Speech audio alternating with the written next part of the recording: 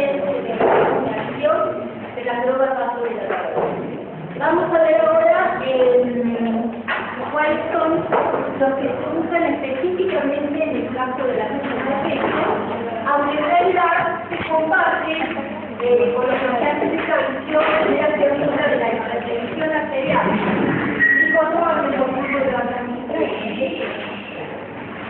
Entonces vamos a ver las principales drogas que se utilizan para la crisis venosa y de acuerdo a los tipos, como hemos visto, de enfermedad venosa, ya sea inestable, sea variante o inestable, se le agregará otro tipo de drogas.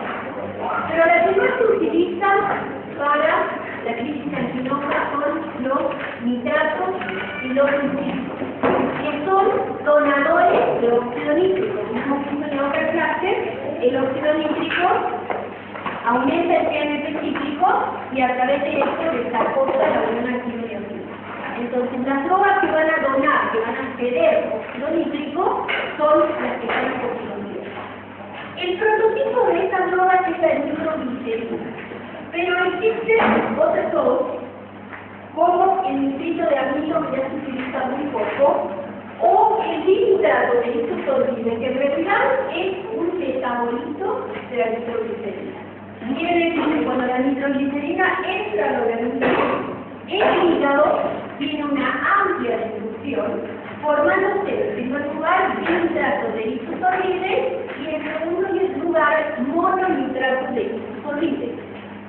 En la actualidad, ya no se dan estas drogas, ni la nitroglicerina ni el dinitrato, sino que pueden darse para tratamiento a largo plazo el mononitrato de isotorbide, que sería el último producto metabólico que hace nuestro hígado.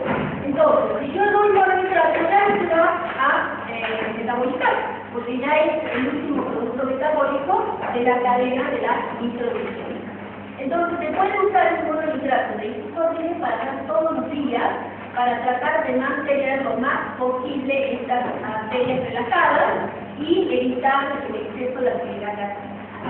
Vamos a estudiar la nitroglicerina como prototipo, porque la nitroglicerina es la que se utiliza por vía sublingual, que ya hemos visto, para tratar la crisis ácida. Entonces, ya sabemos que todos son liberadores de óxido nítrico. La diferencia con el nitrito de amilo es que el nitrito de amilo es líquido, no viene comprimido. Tienen ampollas y las ampollas vienen con una protección, con una telita protectora. Entonces, cuando el paciente siente el ángol, la cima del pecho, rompe la punta de la ampolla, la tela, obviamente que viene para eso, ¿no? Para que se rompan los dedos, y aspira el contenido. Por vía inhalatoria, recuerden ustedes que llega hacia los alvéolos y se absorbe rápidamente. Entonces, es muy buena amiga. ¿Cuál es el problema? Que el olor del nitrito de amilo es feo. Entonces, como es un olor así de gato, más o menos, sería amoníaco, no es un olor muy rico, entonces no es una vía, digamos, muy utilizada.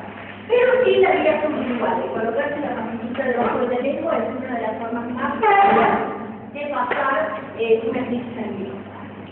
Si ustedes lo dan por cualquier vía, ya sea sublingual o oral, va a pasar por el hígado. La sublingual, que evidentemente no es el primer paso, cuando dé toda la vuelta, sí va a pasar por el hígado, y son metabolizados a nivel del hígado, ejerciéndose una desnitratación escalonada. Quiere decir que la nitroglicerina pasa a dinitrato y el dinitrato pasa a mononitrato de isotorbide. La biodisponibilidad en general es baja, porque hay un gran metabolismo hepático. Por eso es que preferimos la vía sublingual, no solamente por la rapidez, sino porque va a disminuir menos la concentración al evitar el primer paso hepático. Obviamente que si ustedes van a dar una vía sublingual, no puede ser el misma la misma dosis que la vía oral, ¿no? Porque la vía oral va a ser muy metabolizada, la sublingual no. Entonces hay que bajar la dosis, porque si no le podemos producir toxicidad. El efecto se puede notar ya a los 5 minutos, entre 3 y 5 minutos el paciente empieza a sentir la mejoría del ángor y el efecto va a durar aproximadamente media hora. Es decir, no es un efecto muy largo, muy prolongado, pero sirve para el momento agudo de la crisis. ¿Qué otras vías de administración tenemos para esta droga? La vía transdérmica, de forma de parche, o la vía oral, donde hay una liberación más lenta. ¿El efecto de 30 o...? Es la misma inicial, pero el efecto total dura más o menos 15 a 30 minutos. Lo suficiente como para que se le pase la crisis anginosa, el paciente se tranquiliza y entonces ya no tiene más dolor, ¿no? Podemos darla de manera crónica, o sea, todos los días, para evitar que el paciente tenga una crisis, por vía oral, hay cápsulas de liberación lenta, o por vía transdérmica, en forma de parche. Pero ¿cuál es el problema? Recuerden que dijimos que hay tolerancia, ¿no? Porque se agota la producción de sulfurilos que hay en la célula muscular y por lo tanto llega un momento en que ya no se libera el nitrato. El nitrato lo estamos tomando, pero de ninguna manera va a lograr oxígeno.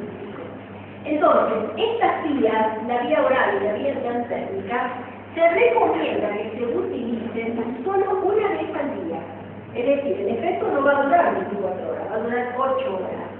Pero si yo tomo a las 8 de la mañana, vuelvo a tomar a las 4 de la tarde, vuelvo a tomar a las 12 de la noche, al otro día ya no me van a hacer efecto los nitratos.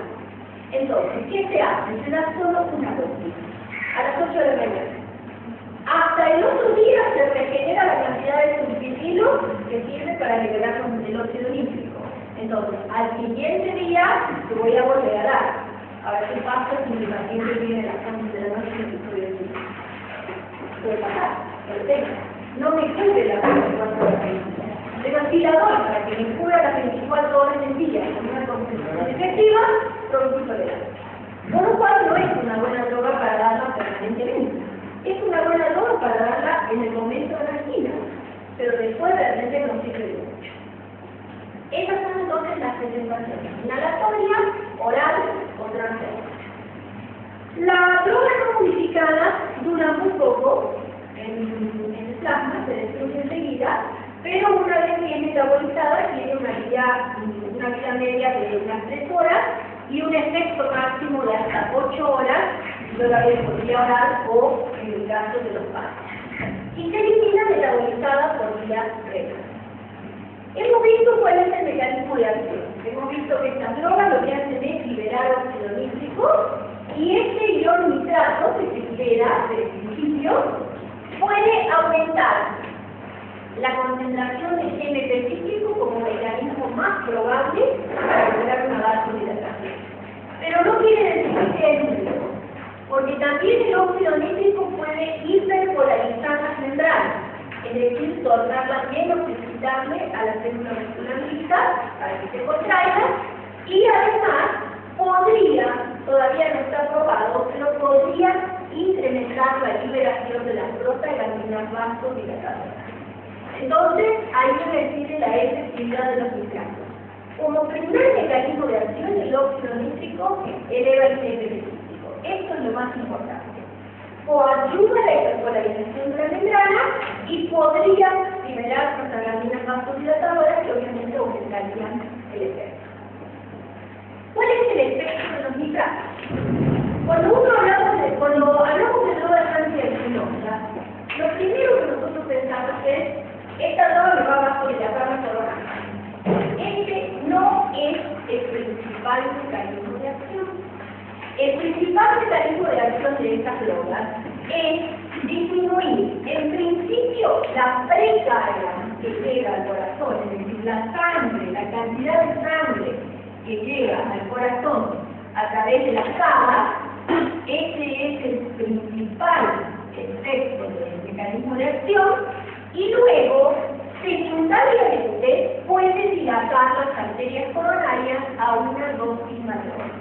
Pero primariamente lo que hace es disminuir el retorno venoso. Este es el principal mecanismo. Y recuerden que si disminuye el retorno venoso, mi corazón recibe menos cantidad durante la diástole. Y si recibe menos volumen, también se contrae menos. Y tiene menos consumo de oxígeno. Entonces lo que hacemos es tranquilizar al corazón, cacharlo. Disminuir la cantidad de oxígeno venoso implica que el corazón va a bajar las revoluciones. Se va a contraer menos y con menos frecuencia. Este es el principal mecanismo de acción entonces, porque vasodilatador venoso y disminuye la precarga, dejando la cantidad de sangre acumulada en el sistema venoso, porta, venas abdominales, miembros inferiores, etc. Llega menos sangre y mi corazón trabaja mejor. Secundariamente, es un vasodilatador arterial, con lo cual va a disminuir la resistencia contra la cual bombea el corazón. Es decir, va a dilatar o a relajar la aorta y el resto del vaso. Con lo cual el corazón también tiene que hacer menos fuerza. Este es el principal mecanismo de acción. Y secundariamente a este mecanismo de acción puede dilatar dentro de todas estas arterias, las coronarias, aumentando el aporte de oxígeno. Pero fíjense que lo que hace es disminuir el requerimiento, es decir, trata de desacelerar la actividad del corazón. Este efecto es el más importante entonces y la respuesta simpática refleja se disminuye a efectos que baje demasiado la presión arterial, en el caso se va a activar la frecuencia cardíaca, pero si no, incide en gran medida la contractividad sostenida y la frecuencia elevada. También tiene la capacidad de relajar otros músculos libres, no solamente el vaso, pero excepto en el aparato genitourinario, donde dijimos que se utiliza junto con el Viagra, o con un mecanismo similar al del Viagra para la producción de erección, en el aparato respiratorio o en el aparato gastrointestinal no tiene un uso clínico estos medicamentos, ¿no? Ni como relajantes de la vía respiratoria, ni como relajantes de la vía del músculo gastrointestinal, porque no es un efecto muy potente, entonces no se requiere de ese medicamento. Sobre las plaquetas in vitro, o sea, en una cápsula de PET en el laboratorio se ha demostrado que puede inhibir la agregación plaquetaria, lo cual sería muy beneficioso, sobre todo para cuál de los tres tipos de angina que hemos visto. A ver. Están viendo, ¿no? ¿Qué tipo de angina hemos visto que se produce en trombos? Entonces, si realmente fuera de agregantes plaquetarios, tendría efecto importante en la angina. Pero no se ha podido comprobar en vivo, en los animales en vivo, y realmente se hace. A pesar de que en el laboratorio parece que tienen efecto, pero en vivo no se ha podido comprobar que es importante. Y además, se pueden unir estos nitratos a la hemoglobina, formando beta-hemoglobina. Esto sería una reacción adversa, sobre todo cuando se utilizan muchos nitratos, porque la beta-hemoglobina tiene menos afinidad por el oxígeno que la hemoglobina normal, hemoglobina no nitrata. Entonces, esta beta-hemoglobina podría llegar a asociarse. El único caso en el que podríamos utilizar la beta-hemoglobinemia que puede introducir estas drogas terapéutico sería en el caso de que el paciente estuviera intoxicado con cianuro, lo cual en esta época es bastante poco probable, ¿no? En la época de los Césares, de la antigua Grecia, de la antigua Roma, eso era común, pero ahora nadie se suicida o mata a otro con cianuro. De los pacientes que se pueda intoxicar con cianuro accidentalmente, la meta-hemoglobinemia que producen los nitratos nos puede ayudar, porque la meta-hemoglobina se une al cianuro, evitando que el cianuro bloquee la cadena respiratoria a nivel de la metabolismo. Entonces, esta podría ser un uso clínico de la meta-hemoglobinemia. El paciente que está intoxicado con cianuro, le damos vasodilatadores coronarios, le damos óxido nítrico o nitratos, se forma la meta-hemoglobina y la meta-hemoglobina sirve para tratar la intoxicación con cianuro. ¿Cuáles son los efectos adversos cuando utilizamos estas drogas, ya sea de manera aguda, en la crisis anquinosa o de manera crónica. Cualquier vasodilatador que vayamos a ver, la próxima semana vamos a ver hipertensión y vamos a ver vasodilatadores, tiene la posibilidad de producir estos tres efectos. Primero la taquicardia, ¿no? Recuerden que la disminución de la resistencia periférica va a terminar siendo compensada por algún factor que aumente el gasto cardíaco para poder mantener la presión arterial en un nivel estable.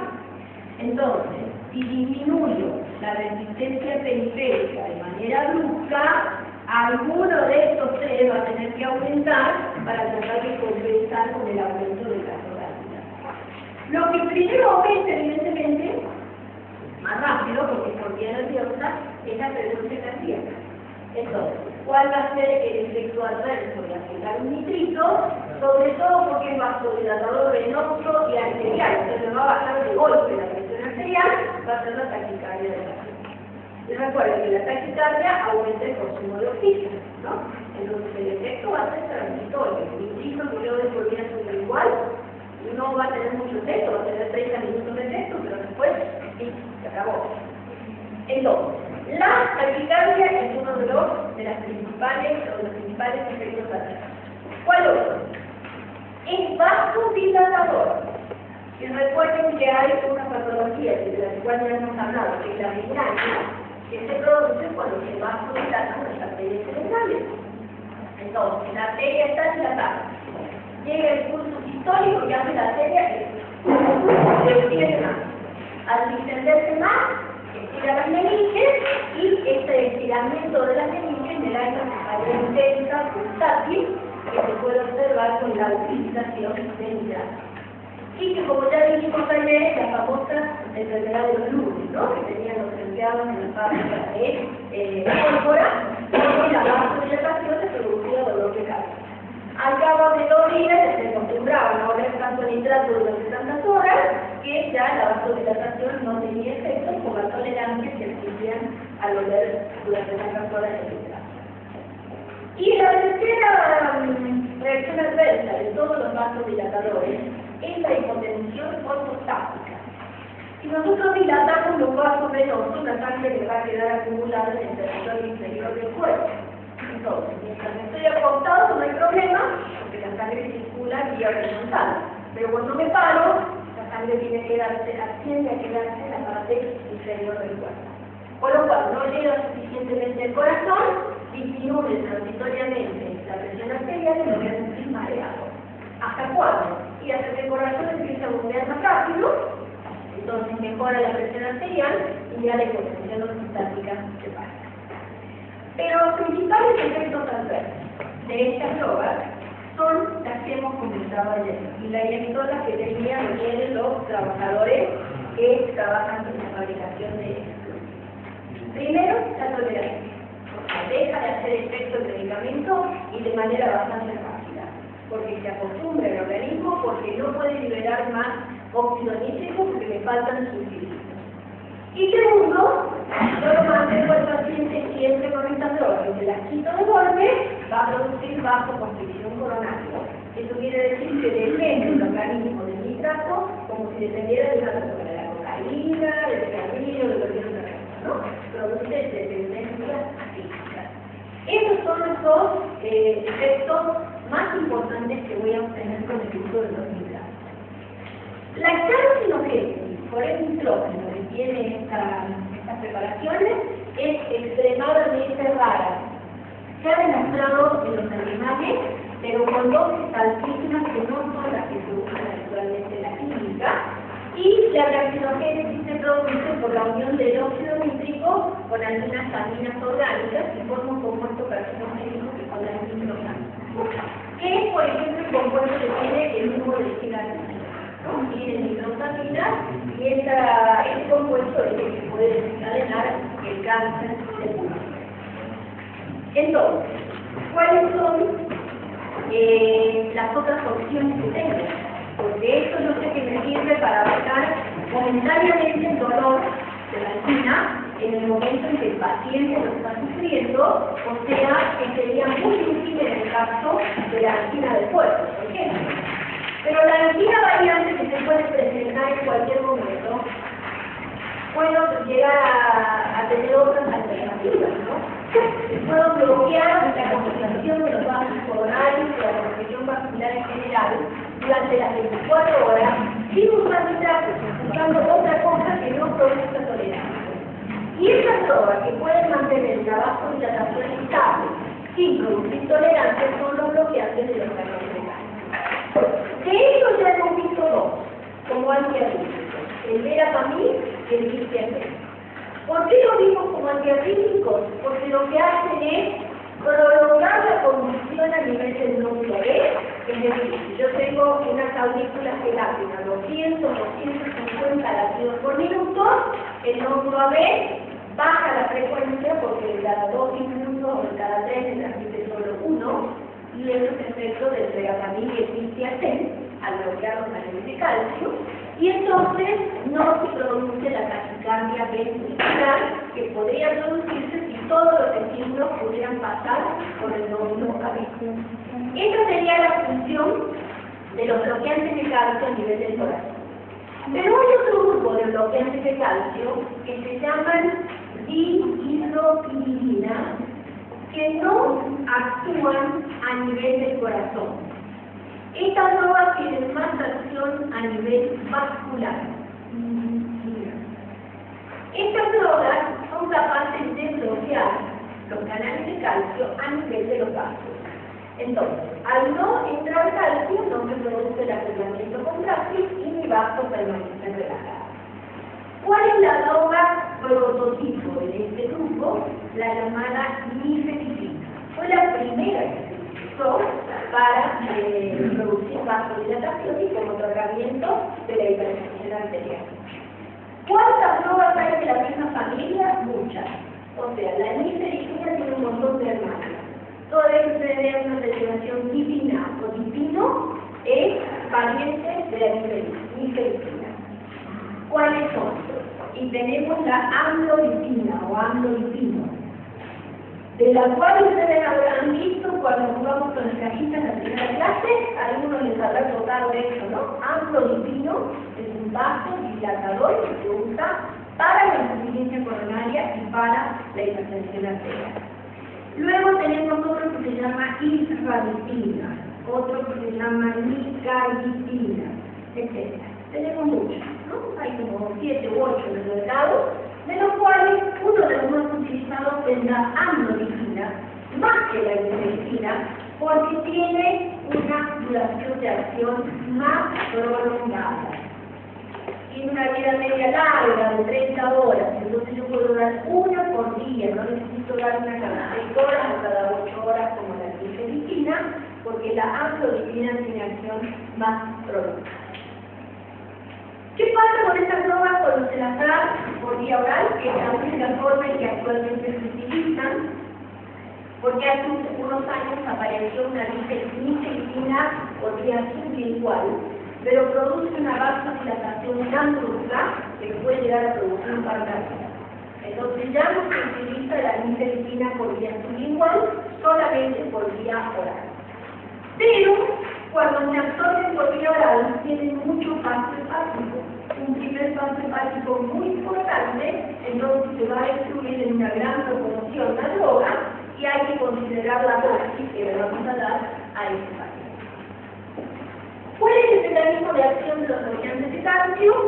Bloquean los canales por los cuales entra el calcio desde el líquido intersticial hacia el interior de la membrana, que ya ha sido despolarizada eléctricamente. Recuerden que los canales de calcio se abren después que la membrana se despolariza. Primero entra el sodio, despolariza la membrana y esto produce la apertura de los canales de calcio. ¿Qué hacen estas drogas? Ingresan a la membrana a través de la membrana y del lado interno impiden la apertura de los canales de calcio. Este es el mecanismo por el cual los vasos sanguíneos no se contraen de manera intensa cuando están bajo tratamiento con alguno de los químicos. El músculo lisovascular responde entonces relajándose de la falta de calcio, pero a diferencia de los nitratos, fíjense que estas drogas tienen más sensibilidad en las arteriolas que en las venas. Es decir, las venas responden menos, las arterias responden más, por lo cual el efecto va a ser mucho más importante a nivel de la resistencia periférica que del retorno de los. ¿Va a disminuir el retorno de los? Sí, un poco. ¿Va a disminuir la resistencia periférica? Mucho más. Son más vasodilatadores arteriolares que venosos.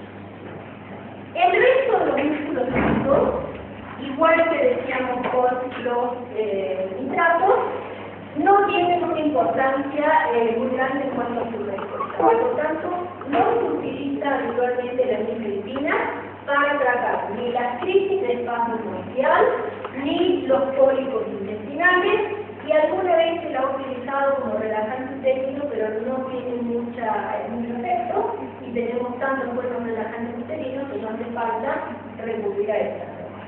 Entonces, el único efecto que nosotros buscamos con la nifedipina es la relajación vascular, sobre todo a nivel de la arteriola. Pero recordemos que los otros bloqueantes de calcio, o sea, el verapamil y el ciltiazem, pueden disminuir la contractilidad cardíaca con el mismo mecanismo de acción, bloqueando canales de calcio. Pero en este caso, ¿qué hacen? Disminuyen la contracción, disminuyen la frecuencia general en el nódulo sinusal y disminuyen la conducción en el nódulo auriculoventricular. ¿En qué me beneficia esto? A mi corazón, que está con un espasmo coronario o con una disminución del flujo coronario, en que va a bajar la velocidad cardíaca y por lo tanto no va a consumir tanto oxígeno y el paciente va a tener menos oxígeno. Estos es solo del verapamil y del ciltiazem, porque tienen predilección por los canales de calcio del corazón. Mientras que la nifedipina tiene predilección por los canales de calcio del músculo lisovascular. ¿Sí? Podemos usar de las dos formas, podemos mejorar la angina, porque aquí le bajamos la cantidad de consumo de oxígeno y aquí le aumentamos la dosis, le bajamos el consumo también. Entonces los dos pueden beneficiar a la angina, pero actuando sobre lugares diferentes.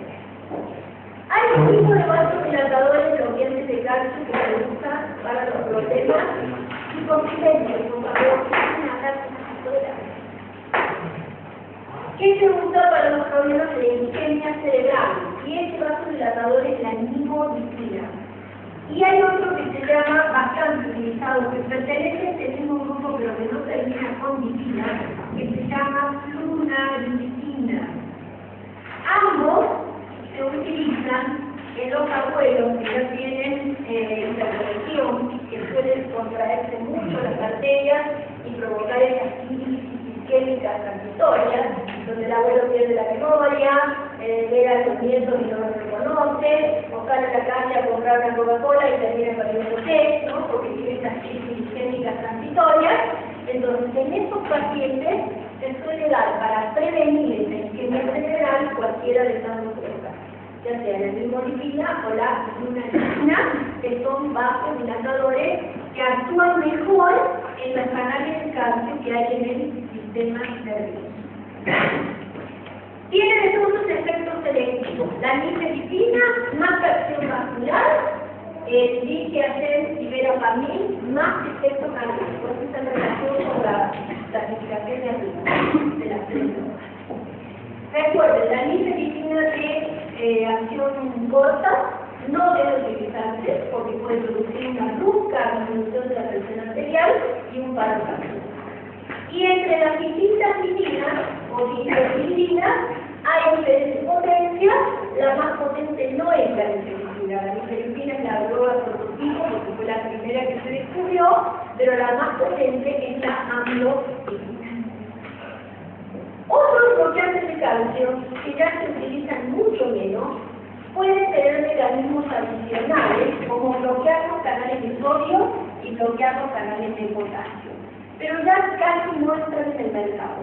Uno de ellos es el metilil, pero no se usa mucho porque el bloqueo de los canales de potasio, recuerdan que en el potencial de acción, aquí en este momento se producía la salida de potasio, y si yo bloqueaba la salida de potasio, esta despolarización de la membrana ingresaba calcio y se podían producir con potenciales con la taquicardia que llamamos taquicardia epipolar. Entonces, por este riesgo, prácticamente ahora se utilizan los que bloquean solamente los canales de calcio y muy poco los que bloquean los canales de sodio o los canales de potasio.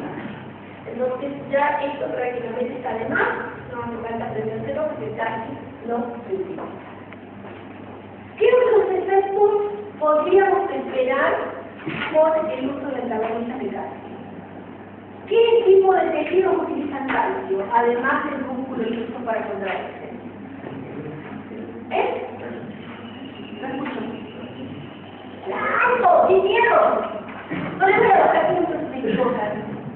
Las glándulas necesitan calcio para secretar, ¿no? Si no tienen calcio, los glándulos de secreción no salen. Entonces, ¿será posible que estas drogas bloqueen la secreción de las glándulas de secreción externa? En realidad, no. No se ha comprobado por qué. Porque los canales de calcio que tienen las glándulas de secreción son diferentes. Y los que tienen las neuronas también son diferentes. Entonces, no bloquea mayormente la liberación de insulina, ni de renina, ni de ninguna otra sustancia de secreción que nosotros hayamos visto. Mínimo efecto bloqueador de las secreciones glandulares o de la transmisión nerviosa. El calcio, recuerden también que interviene en la agregación plaquetaria. Sirve para formar los trombos. Todavía no se ha demostrado que tengan efecto antitrombótico. Entonces, tampoco sirven para inhibir la agregación plaquetaria. Y uno de los principales problemas que se planteó cuando salió esta droga fue: ¿será que disminuye la liberación de insulina y me puede tornar a este paciente diabético? Bueno, esto se estudió mucho en el mundo, hubo estudios multicéntricos en diferentes lugares, y se concluyó que solamente entre la familia y a dosis muy altas, o sea, a dosis más altas de la que nosotros hablamos con efectos terapéuticos, cuando ya estaría produciendo efectos tóxicos en el corazón, recién podría disminuir la liberación de insulina. Quiere decir que no tiene efecto sobre la secreción glandular, sobre la transmisión neuronal, no bloquea la liberación de noradrenalina, ni de serotonina, ni de dopamina, ni de nada, y además no tienen efecto antiagregante plaquetario. Estos serían otros efectos que pudieran llegar a tener. Lo que sí se ha demostrado es que bloquean a esta glucoproteína P, que alguna vez hemos mencionado, que es una bomba que está en la membrana de la célula y que se encarga de sacar el medicamento hacia afuera. Cuando el medicamento entra a la célula, la glucoproteína P lo bota para afuera. Y esto suele suceder cuando se da ventilación antineoplástica, el metotrexato, por ejemplo, que es un medicamento antineoplástico. A veces el paciente empieza respondiendo bien, el tumor empieza a disminuir, y en algún momento el tumor empieza a crecer de nuevo. ¿Qué pasó? Está tomando la misma dosis, la dosis y la dosis que tiene que tomarla. El metotrexato ingresa a la célula y la célula crea una glucoproteína y lo saca. O sea, ya no tiene efecto la droga porque esta glucoproteína está evitando que actúe, la está botando de la célula. Si estas drogas pueden bloquear a la glucoproteína C, entonces podrían tener un efecto adicional para mejorar los tratamientos por determinados medicamentos. Por ejemplo, los medicamentos anticánceros, ¿no? Pero todavía no hay un protocolo que diga hay que dar este citotáxico junto con un antagonista de calcio, todavía eso no está protocolizado. Pero sí se ha demostrado de que pueden bloquear a esta glucoproteína. ¿Y qué toxicidad pueden tener los bloqueantes de calcio? Bueno, los bloqueantes de calcio, evidentemente, si no penetran contraer el corazón, y yo soy una dosis muy elevada, pueden provocar una cardíaca grave. Entonces, y la retención puede ser a nivel del nódulo sinusal, por ejemplo, impidiendo que el nódulo sinusal produzca los tejidos. ¿Se acuerdan del potencial de acción del nódulo sinusal que era así, no? Y esto depende de la entrada de calcio. ¿Qué pasa si yo bloqueo la entrada de calcio? Y como en la ¿no? Paro el calcio, paro la vibración. ¿Qué otro efecto puede tener? Bradicardia. Entra menos calcio del que debe entrar. Entonces, esto es así de prolongado. Y en la unidad de tiempo yo voy a tener menos potenciales de acción. Cuando actúa sobre el nódulo AB,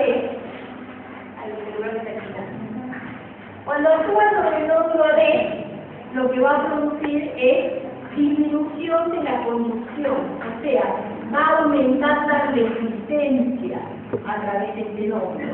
Pero si es demasiado intenso, este aumento puede directamente bloquear el paso de impulso desde acá arriba a acá abajo. Entonces, bloqueo cardíaco. ¿Qué implica bloqueo cardíaco?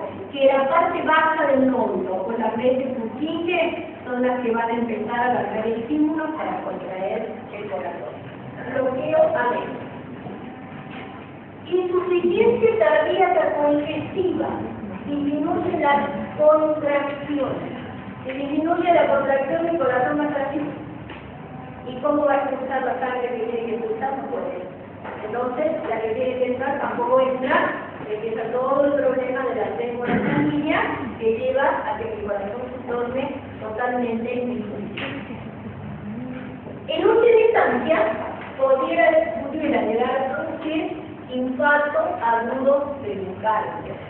En determinados pacientes, por ejemplo, los que tienen hipertensión arterial, necesitan de una buena contracción de mi corazón para vencer la válvula aórtica y expulsar la sangre. ¿Qué pasa si la contracción es débil? Si la contracción es débil, mi corazón va a quedar lleno de sangre y sin poder contraer.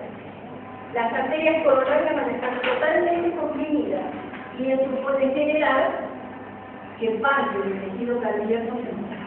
Entonces puede llegar a provocar un infarto de miocardio.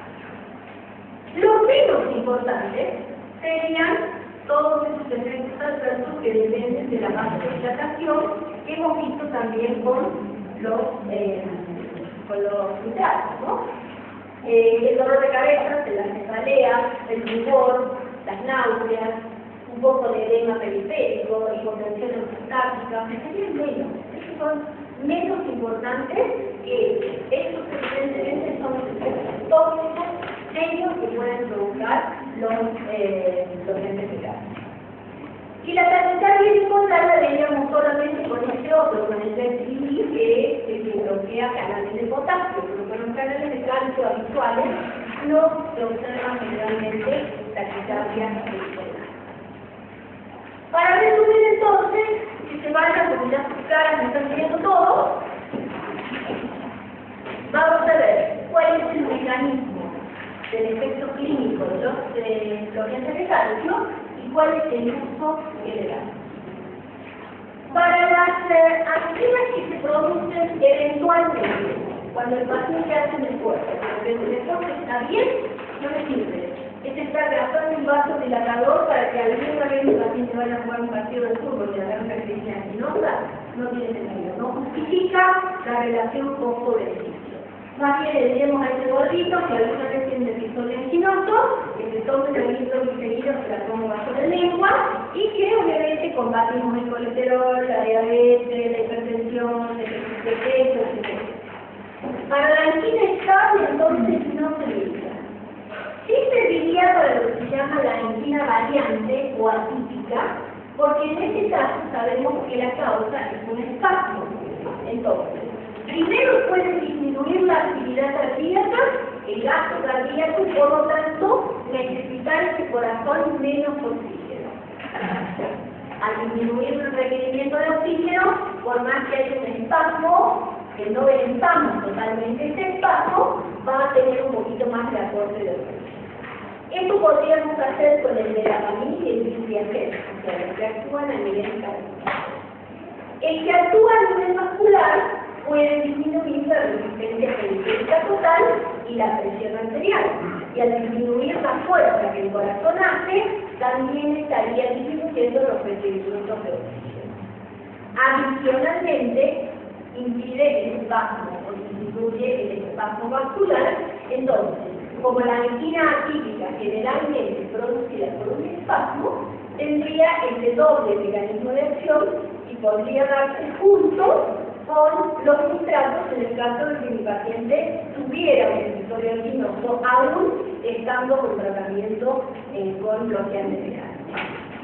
Y el otro efecto que tienen los bloqueantes de calcio, por el cual se nos usa clínicamente, es el evitar las taquicardias ventriculares cuando el paciente tiene una taquicardia supraventricular.